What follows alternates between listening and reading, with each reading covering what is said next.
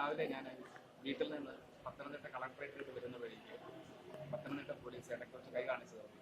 അപ്പോൾ ഹെൽമെറ്റ് മറ്റു കാര്യങ്ങളെല്ലാം ഉള്ളതുകൊണ്ട് തന്നെ ഞാൻ വണ്ടി സൈഡിൽ ഒതുക്കിയിട്ട് പോലീസിൻ്റെ അടുത്ത് കടന്നുകയാണ്. ചെന്നിട്ട് ഞാൻ പറഞ്ഞു എൻ്റെ ഹെൽമെറ്റ് മറ്റു കാര്യങ്ങളെല്ലാം ക്ലിയറാണ്, മറ്റു പ്രശ്നങ്ങളൊന്നുമില്ല. രാവിലെ 10 മണിക്ക് എനിക്ക് കളക്ടറേറ്റിലാണ്. കളക്ടർ വിളിച്ചിട്ട് യോഗത്തിൽ പങ്കെടുക്കാൻ വേണ്ടി പോവുകയാണ്. രാവിലെ 10 മണിക്ക് ഒരു അവാർഡ് കമ്മിറ്റി യോഗം എനിക്കുണ്ട്. കളക്ടറാണ് ചെയർമാൻ. ഞങ്ങൾ യുവജനക്ഷേമ ബോർഡിൻ്റെ ജില്ലാ കോർഡിനേറ്റർ എന്ന നിലയിൽ ഞാനും നമ്മുടെ പ്രോഗ്രാം ഓഫീസറുമാണ് ഇതിൻ്റെ അവാർഡ് കമ്മിറ്റി അംഗങ്ങൾ. അതുകൊണ്ട് വളരെ നിർബന്ധമായി ഞങ്ങൾക്ക് ഈ കമ്മിറ്റിയിൽ പങ്കെടുക്കും.